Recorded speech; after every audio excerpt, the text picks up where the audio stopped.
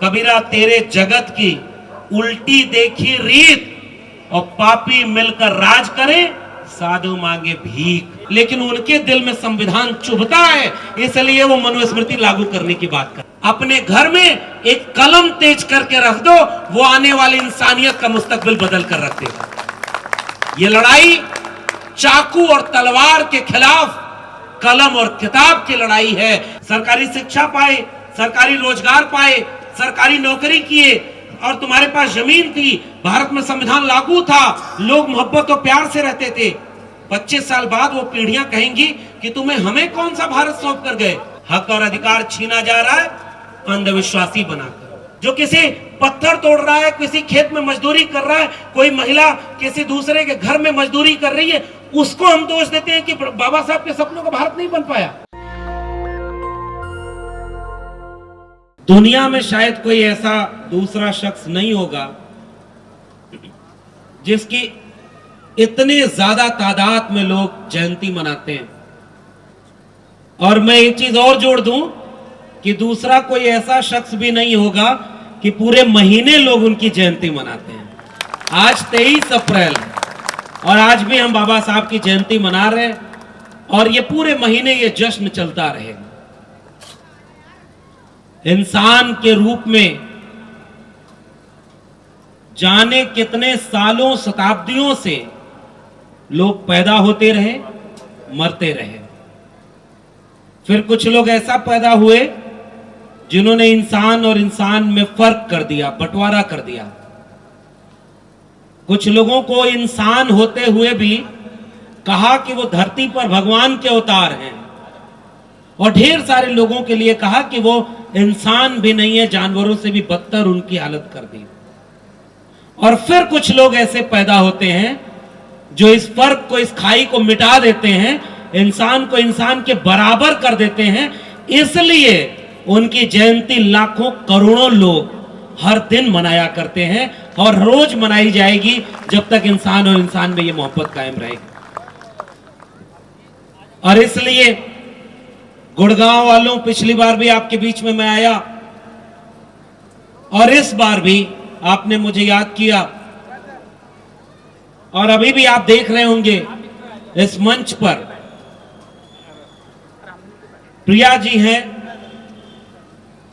इन्होंने बहुत कम बोला, हम चाहते थे कि वो और बोलती, क्योंकि इनकी अपने हुनर, अपनी काबिलियत का लोहा तो इन्होंने मनवा ही लिया है कि लोग आज बखूबी जानते हैं कि ये क्या है। इन्होंने अपनी काबिलियत और हुनर से देश ही नहीं दुनिया में अपना नाम कमाया है। लेकिन जो बहुत कम बोला इन्होंने, उसमें एक बात बहुत महत्वपूर्ण बोली।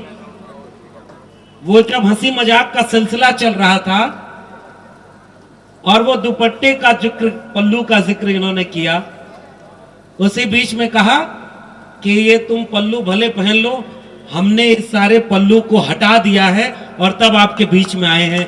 मुझे लगता है कि बाबा साहब डॉक्टर अंबेडकर यहां जिंदा है, क्योंकि जो लोग इस देश को अपने वाले धर्म वाला राष्ट्र बनाना चाहते हैं, उनके वाले राष्ट्र में महिला होने का अर्थ यह होगा कि वो घर के भीतर कैद रहे, उसे अच्छी शिक्षा न मिले, उसे अपना हुनर दिखाने का मौका न मिले। और हमारे सपनों के भारत में हमारे पुरखे आते हैं, जिनमें कोई महात्मा ज्योतिबा फूले होता है, जो अपनी पत्नी को शिक्षा दिलाकर जाने कितनी बच्चियों के लिए स्कूल खोल देता है। कोई डॉक्टर अंबेडकर आता है जो महिलाओं को maternity leave, child care leave और उसको काम के घंटे तय करके उसको उसके श्रम का वाजिब हक दिलाता है। कोई शाहू आता है, कोई पेरियार आता है जो महिलाओं के लिए कहता है कि ये जो आभूषण तुम पहनती हो ये तुम्हारे लिए गहने नहीं, बेड़ियां हैं, और इन बेड़ियों को तोड़ करके अपने आंचल को परचम बनाकर लहराओ, तभी ये दुनिया इंसानों के रहने लायक बनेगी। और इसलिए मैं इस आयोजकों को बहुत बधाई देता हूं कि एक ऐसा मंच इन्होंने सजाया जिसमें लगता है कि हाँ, ये बाबा साहब के सपनों के जैसा एक ऐसी जगह बनी जिसमें उन सारे लोगों को भी जगह मिले। हमारे साथ जो मैडम एमडीयू से आई हुई है सुमिधा जी, आप जब बोल रही थी तो एक अति उत्साही सज्जन जो हमसे बहुत प्रेम करते रहे होंगे वो आके बोलेंगे नहीं हमें तो इन्हें ही सुनना है।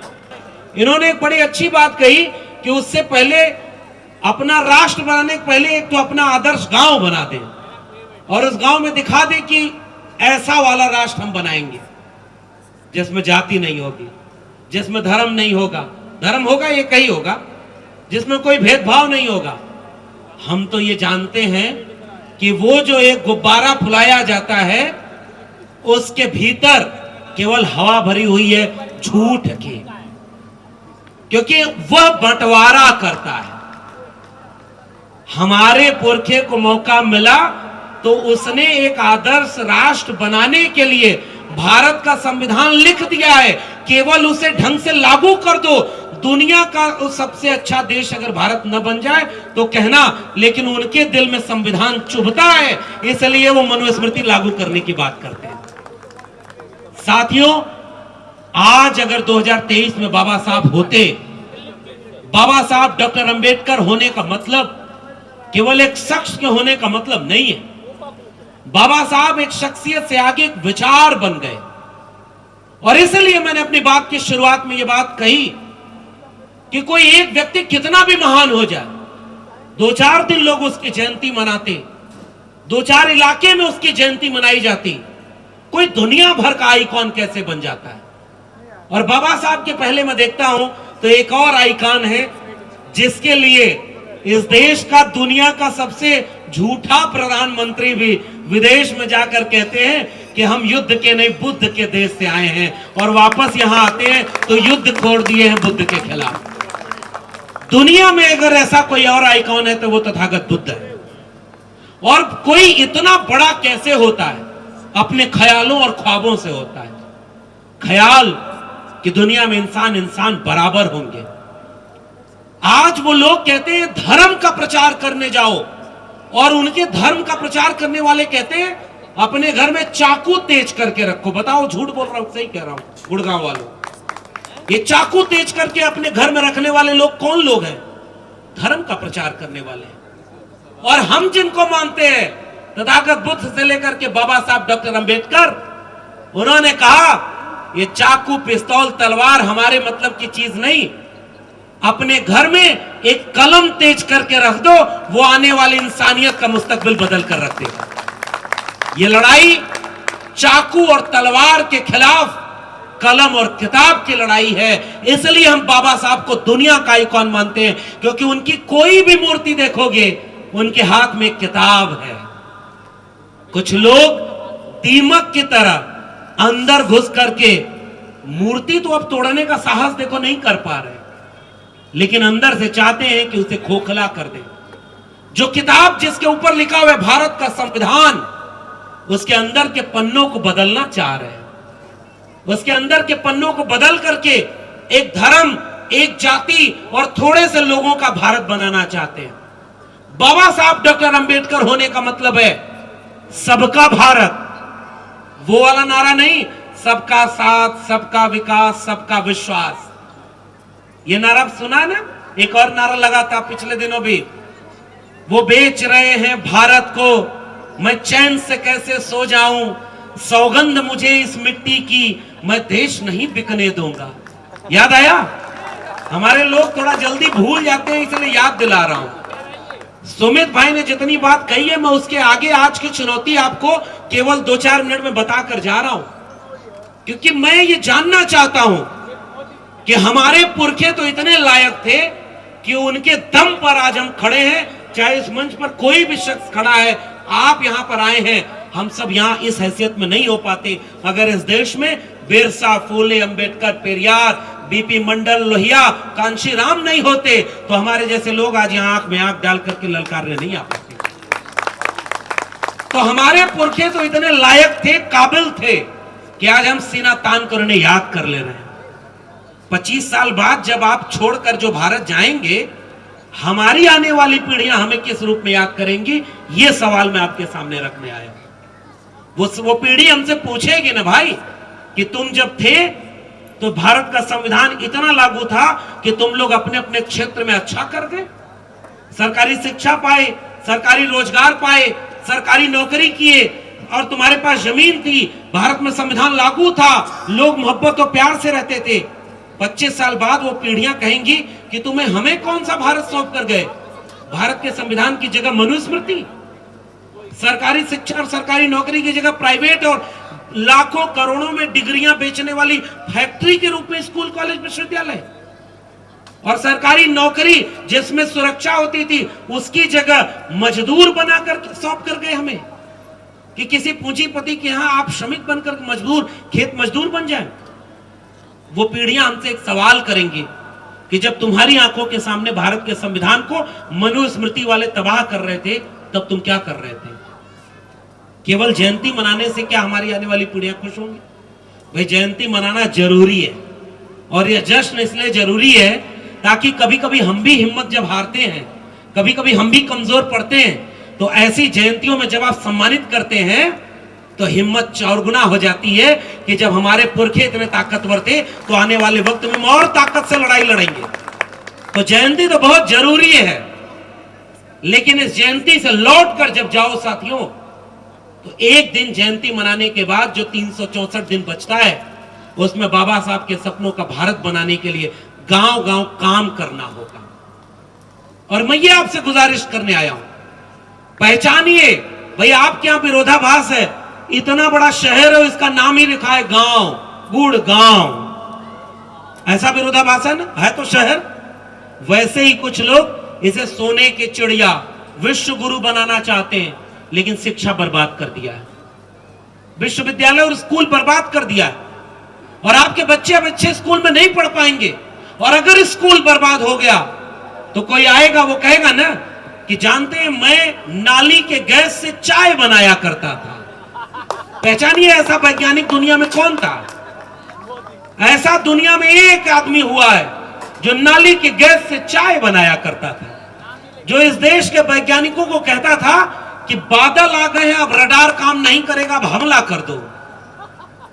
वो आज वैज्ञानिक लोगों को समझाता था कि गणेश जी पहली प्लास्टिक सर्जरी थे। ऐसा वैज्ञानिक फिर किसी दिन कहता है मैं बचपन से फकीर बनना चाहता था, झोला उठा के चल देने की बात करता था, झूठ बोलने की बात करता था। वो महात्मा ज्योतिबा फूले ने किस्सा लिखा है, मैं आपको जरूर वो किस्सा सुनाना चाहता हूं। चलती चाकी देखकर दिया कबीरा रोए, दो पाटन के बीच में साबुत बचा न कोए। मैं अपने पुरखे कबीर को याद करते हुए एक बात कह रहा हूं, कबीर साहब के समय वो पाठ अलग रहे होंगे, हमारे सामने जानते हैं वो दो पाठ कौन से हैं? ये ब्राह्मणवाद का पाठ है, सामंतवाद जातिवाद का, और दूसरी तरफ ये हिंदू राष्ट्र वाला पाठ है। इनके बीच में हमारी पीढ़ियां बर्बाद हो जाएंगी। कोई साबुत कैसे बचेगा? क्योंकि झूठ बोल करके आपके बच्चों को समझाने आ रहे हैं कि धर्म खतरे में। अभी ये लोग चंदा की बात कर रहे थे कि भाई इनका शुक्रिया इन्होंने इतना दिया, इनका शुक्रिया इन्होंने इतना दिया। कभी आप एक बार पड़ताल करके देखिएगा कि जो आयोजन समिति होती है ना, एक आदमी को जुटाने में, 1 रुपया जुटाने में कितनी मेहनत करनी पड़ती है। बहुत मुश्किल से लोग जुटाते हैं। अभी यहाँ कथा भागवत कर दो तो यहाँ अनकंट्रोल्ड भीड़ हो जाती है, और यही कोई कथावाचक आके कहता कि आपका बेटा जिस दिन परीक्षा देने जाए उस दिन बेलपत्री पर शहद लगाकर शिवलिंग पर लगा दो, बेटा पास हो जाएगा। अखबार में खबर छपती है कि उसी कथावाचक का बेटा 2 बार 8वीं में फेल हो गया। ये देश में ये हो रहा है कि नहीं हो रहा है? लाखों लाख लोग इस अंधविश्वास की भीड़ में जा रहे हैं। भाई ये अंधविश्वासों की भीड़ क्या बाबा साहब के सपनों का भारत बनाने वाली भीड़ है? वो एक गांव में गधा मार दिया 4 बच्चों ने, गधा, और गए एक पंडित के पास, कहे कि भाई यहां तो गधा मार दिया 4 बच्चों ने। वो खड़े होके कहे कि ये तो बहुत बड़ा पाप है। कहा क्या होगा? कहे सजा मिलेगी, 22 प्रकार के नरक हैं, किसी में समोसे की तरह डीप फ्राई किया जाएगा, किसी में जो है काटा जाएगा, किसी में सड़ाया जाएगा। सब डर गए। कहा बचाव कैसे होगा, रक्षा कैसे होगी, कहा हवन कराना होगा, कहा खर्चा कितना आएगा, कहे लाखों रुपया आएगा, 25 गांव के ब्राह्मणों को बुला के खिलाना होगा, तब जाकर के मुक्ति मिलेगी। धीरे से गांव वाला जाकर उनके कान में बोला कि वो जो 4 बच्चे गधा मारे हैं उसमें एक आपका बेटा संतोष भी था। तुरंत वो चुपचाप शांति से बैठे। और भोजपुरी में एक बात, हमारी तरफ की कथा कहानी है भाई, 2-4 लइकन में एक संतोष और गधा के मरले में कौनो न दोष। आप समझ गए ना? जैसे ही बात अपने पे आती है, इस देश में अपमान और जलालत कैसे सहनी पड़ी कि आपके घर में कोई भविष्य बताने वाला गया तो कहा कि तुम्हारे बेटे को इसलिए नौकरी नहीं मिल रही क्योंकि उसका शनि ठीक नहीं है, उसका मंगल ग्रह ठीक नहीं है, राहु पर केतु आ गया है, केतु पर मंगल आ गया है। और वापस जब लौटा वही व्यक्ति तो एक जगह आकर के अपना बेटा उससे पूछा कि हमको नौकरी काहे नहीं मिली, तो उसी तरह हमारा भी राहु केतु आ गया है क्या? तो उन्होंने कहा नहीं, उन्होंने कहा आरक्षण है इसलिए तुम्हारे बच्चे को नौकरी नहीं मिली। बात समझिएगा इसको। हमें किसी की बात से ये कहने का गुरेज क्या है, हक और अधिकार कैसे छीने जा रहे हैं इसको समझिएगा। हक और अधिकार छीना जा रहा है अंधविश्वासी बनाकर, हक और अधिकार छीना जा रहा है आपकी शिक्षा छीनकर, हक और अधिकार छीना जा रहा है भारत के संविधान को कमजोर करके। इस देश में आप किसी भी धर्म के खिलाफ कुछ भी बोलिए, कोई आपको बीच में डिस्टर्ब करने की हिम्मत नहीं करेगा। बाबा साहब की बात हो और विज्ञान की बात हो, लोगों में आत्मविश्वास आता है कि वो कहते हैं कि हमारी भावना आहत हो गई। मेरी शिक्षा अगर छीनी जा रही तो मेरी भावना आहत नहीं हो रही, मेरा रोजगार छीना जा रहा तो मेरी भावना आहत नहीं हो रही, मेरे देश का संविधान अगर खतरे में तो मेरी भावना आहत नहीं हो रही। हमारे पुरखों ने इस देश को रहने लायक बनाया है। एक बात और आखिरी बात कह के जा रहा हूं, हाथ से श्रम करने वालों ने, कुम्हार, लोहार, बढ़ई, नाई, मोची, निषाद, मल्ला, तमाम श्रमजीवी जातियां, मेहनतकश जातियां, खेत से फसल पैदा करने वाली, हाथ से सामान इस्तेमाल करने वाली जातियों ने इस दुनिया को रहने लायक बनाया। और जब नए नए विश्वविद्यालय बने, डिग्री कॉलेज बने, तो हमारे ही बच्चों को उसमें से बाहर कर दिया गया। एक दो बात आखिरी में जाकर कह के जा रहा हूं। अरे भाई, हम जिसे याद करते हैं उसकी हिम्मत और हुनर देखिए। कबीर साहब ने कहा कि तुम आए इस संसार में, लोग हंसे तुम रोए, और ऐसी करनी कर चलो तुम हंसो जग रोए। बाबा साहब जिस दिन इस दुनिया को ऐसा बनाकर गए कि हम आज भी उनके लिए आंसू बहाते हैं कि अफसोस कि हमने अपनी आंखों से डॉक्टर अंबेडकर को नहीं देखा, अफसोस कि हमने अपनी आंखों से महात्मा फूले को नहीं देखा, अफसोस कि हमने अपनी आंखों से सावित्रीबाई फूले को, पेरियार को और मानवर कांशीराम, बीपी मंडल और राम मनोहर लोहिया को नहीं देखा। लेकिन हमारे जहन में वो जिंदा है क्योंकि उनके होने से हमारा होना यहां पर है। और उन्होंने एक बात कही थी, कबीरा तेरे जगत की उल्टी देखी रीत, और पापी मिलकर राज करे, साधु मांगे भीख। हमारे बच्चे इतने कमजोर कर दिए गए हैं।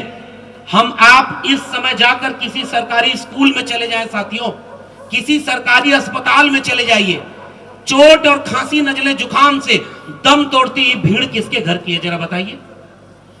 किसके घर में सबसे कम पैसा रुपया संपत्ति है? ऑक्सफैम की रिपोर्ट कर रही है कि इस देश में 1% लोगों के पास 40.5% संपत्ति का कब्जा है। मैं जानना चाहता हूं कि वो जो 1% लोग 40.5% संपत्ति कब्जा किए वो कौन लोग हैं?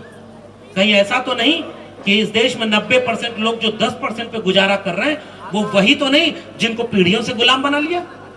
डॉक्टर अंबेडकर ने बराबरी का सपना देखा था, मानवर कांशीराम ने बराबरी का सपना देखा था, फूले पेरियार ने बराबरी का सपना देखा था, मोहब्बत का सपना देखा था। डॉक्टर अंबेडकर की जयंती मनाने वाले लोगों, गुड़गांव के लोगों, आपसे जाते जाते वक्त काफी हो गया है, पहचानिए कि आपके सामने खतरा क्या है। आज 2023 में फूले, अंबेडकर, पेरियार होते तो क्या कर रहे होते? यही सवाल मैं आपके सामने रख करके जा रहा हूं। शिक्षा बेच दी गई तो डॉक्टर अंबेडकर क्या कर रहे होते?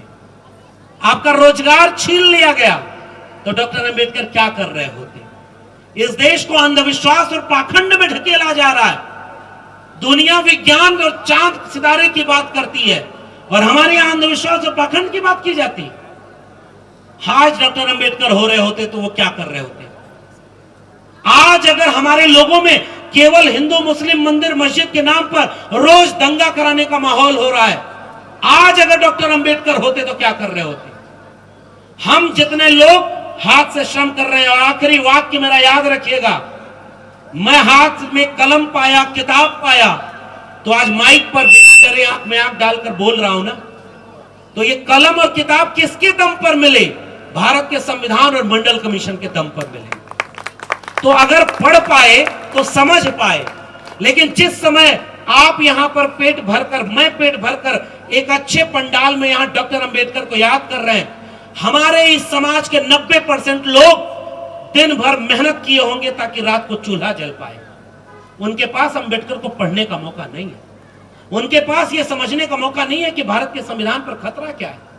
उनके पास यह समझने का मौका नहीं है कि शिक्षा बचाना, रोजगार बचाना, मोहब्बत और प्यार का, भाईचारे का, बहनचारे का एक भारत बचाना कैसे जरूरी है और खतरा क्या है। लेकिन हम और आप तो समझ रहे हैं ना। तो जिम्मेदारी किसकी है? उसकी जिसके हाथ में कलम और किताब नहीं आ पाई, जिसको पढ़ने का मौका नहीं मिला, जो किसी पत्थर तोड़ रहा है, किसी खेत में मजदूरी कर रहा है, कोई महिला किसी दूसरे के घर में मजदूरी कर रही है, उसको हम दोष देते हैं कि बाबा साहब के सपनों का भारत नहीं बन पाया। दोषी हम हैं, क्योंकि हमने बाबा साहब के सपनों का भारत का लाभ लिया। और हम अगर आज जयंती मनाने के बाद ये आयोजन समिति के लोगों, ये तमाम लोग जो बहुत वरिष्ठ लोग हैं, एक मिशन और आंदोलन चलाइए। हर दिन एक आखिरी बात सुना दूं, पहले पर्चा मिलता था बस और ट्रेन में जाने पर, अब व्हाट्सएप पर एक मैसेज आता है। यह मैसेज देखते ही 25 लोगों को फॉरवर्ड कर दो, 24 घंटे के भीतर कोई अच्छी खबर सुनने को मिलेगी। रमेश सुरेश ने फॉरवर्ड नहीं किया, मैसेज डिलीट कर दिया, तो 1 घंटे के अंदर उनको एक बुरी खबर सुनने को मिल गई। और आप भी इधर जय भीम बोल के गए, उधर देखे कि अरे फॉरवर्ड ही तो करना है, क्या चला जाएगा, कहीं बुरी खबर न देखने को मिल जाए। और फॉरवर्ड कर दिए, मिला कुछ नहीं। वो एक नक्कटा वाली कहानी मैं सुनाता हूं, 1 मिनट और लूंगा। एक गांव में एक आदमी की नाक कटी हुई थी, पूरे गांव वाले उसका मजाक बनाते, देखो नक्कटा आ गया, नक्कटा आ गया। बड़ा अपमान महसूस होता था उसको। फिर उसने एक कम पढ़े लिखे आदमी, कम समझदार को बुलाया और कहा उसको कि पता है ये नाक मेरी कटी नहीं है, मैंने कटवाई है। तो कहा क्यों कटवाई? कहा क्योंकि मुझे उस परवरदिगार से मिलना था, प्रभु भगवान मिल गया। कहा कैसे? कहा नाक कटवाई वैसे। कहा मैं भी कटवा लूं, मिल जाएगा? कहा एकदम तुरंत मिलेगा। तुरंत उसकी नाक कटवा दी। और थोड़ी देर बाद वो आदमी से पूछा भगवान मिले? तो कहा नहीं। तो कहा हमको भी नहीं मिले थे। तो कहा तो हमारी नाक क्यों कटवाई तुमने? कहा इसलिए क्योंकि अब तक पूरे गांव में 1 नक कटा था, अब हो गए हम 2, चलो तीसरे को खोजते हैं। उस नक्कटे ने ऐसा करते करते एक दिन पूरे गांव की नाक काट दी, फिर कोई किसी को नक्कटा नहीं कहे। आपके बच्चों को अंधविश्वास और पाखंड में इसीलिए ढकेला जा रहा है। मैसेज फॉरवर्ड करो, इनको पूजा करो, उनकी पूजा, अरे भाई करो ना पूजा। लेकिन मैं आपसे कह रहा हूं, जय भीम बोलने वालों, बाबा साहब को मानने वालों, एक पर्चा ऐसा बनाओ, एक किताब ऐसी बनाओ, आप गुलामगिरी और जाति का विनाश ले लो और मुफ्त में आप 25 घर को एक किताब बांटना शुरू कर दो। आपके जीवन में किसी अगले जन्म में नहीं, इसी जन्म में उसका फल देखने को मिलेगा। और आपके बच्चे किसी अच्छी जगह पर अगर अच्छे ओहदे पर न पहुंच जाए तो कहिए। वो अंधविश्वास और झूठ फैला ले गए, हम सच नहीं फैला पाते। वो लोगों को नफरत करा रहे हैं, दंगा करा ले रहे हैं, हम मोहब्बत नहीं कर पा रहे। क्यों? क्योंकि हम आपस में बंट गए। हमको आपस में वो आके लड़ाता है। दलित का वोट कौन ले गया? दलित। ये वाला दलित खराब, वाला ओबीसी कौन? ये वाला ओबीसी खराब, ये वाला। और हम आपस में लड़ते रह गए। खेत में फसल का झगड़ा कराकर वो हमारा खेत लूट लिया है। आओ मिलकर खेत बचाएं, खेत बचेगा तो आपस में फसल का बंटवारा कर लेंगे। और जितने लोग आबादी में ज्यादा हो, SC ST OBC के लोगों, अपने जो पीछे रह गए भाई बहन है ना, उनको आगे करो। हारने का ये हुनर भी आजमाना चाहिए। जंग अगर भाई से हो तो हार जाना चाहिए। आओ कुछ देर पीछे करें, अपनी नाक को छोटी करें, दिल बड़ा करें। 24 कैरेट अंबेडकरवादी वाली बात मैं फिर से दोहराकर अपनी बात खत्म कर रहा हूं। तराजू तौल रहे हो, दिल में जो गोडसे गोलवलकर हेडगवार को रखा है, मनुस्मृति को रखा है, वो आपके बाबा साहब की मूर्ति पर माला पहना करके आपके लोगों का वोट ले रहा है। बताओ गलत कह रहा हूं कि सही कह रहा हूं? कोई फोटो लगा करके उनका वोट ले रहा है। आओ एकजुट हो जाएं, किसी ऐसे व्यक्ति को वोट नहीं देंगे जो दिल में मनुस्मृति रखता हो। वादा है कि नहीं आपका? जो दिल में संविधान रखता हो और संविधान बचाने का काम करता हो, उसी को वोट दीजिएगा। जो आपके बच्चों की शिक्षा और रोजगार की बात करे, स्कूल कॉलेज और विश्वविद्यालय की बात करे, उसी को वोट दीजिएगा। जो मोहब्बत और प्रेम की बात करे, उसी को वोट दीजिएगा। और ये आखिरी बात, बाबा साहब डॉक्टर अंबेडकर आज होते, फूले बिरसा पेरियार अगर आज होते, तो शिक्षा बचाने, रोजगार बचाने, आत्मसम्मान बचाने, मोहब्बत और प्यार को बचाने, भारत के संविधान को बचाने, एक एक जगह जाकर गांव-गांव लोगों को संबोधित करते। आओ यहां शपथ लें, एक दिन डॉक्टर अंबेडकर की जयंती नहीं मनाएंगे, 365 दिन हम डॉक्टर अंबेडकर की जयंती मनाएंगे और उनके विचारों को गांव-गांव ले चलेंगे। तब हम बिरसा, फूले, अंबेडकर, पेरियार के सपनों का भारत बना पाएंगे। आयोजन समिति के लोगों, बहुत शुक्रिया और धन्यवाद कि आपने हमें इतना सम्मानित किया। आओ इस क्रांति को गांव-गांव ले चले और तब तक खामोश न रहे जब तक बिरसा, फूले, अंबेडकर, पेरियार के सपनों का भारत बना नहीं लेंगे, तब तक चैन से नहीं बैठेंगे, तब तक आराम से नहीं बैठेंगे। जय भीम, जय मंडल, संविधान जिंदाबाद, उल गुलाम जिंदाबाद, इंकलाब जिंदाबाद। नेशनल दस्तक की आपसे गुजारिश है कि अगर इसको बचाना चाहते हैं तो नेशनल दस्तक को सब्सक्राइब करने के लिए रेड कलर के सब्सक्राइब बटन को दबाएं, फिर बेल आइकन की घंटी दबाएं। नेशनल दस्तक को बचाने के लिए बहुत जरूरी है कि हर खबर को शेयर करें, लाइक करें, कमेंट जरूर करें।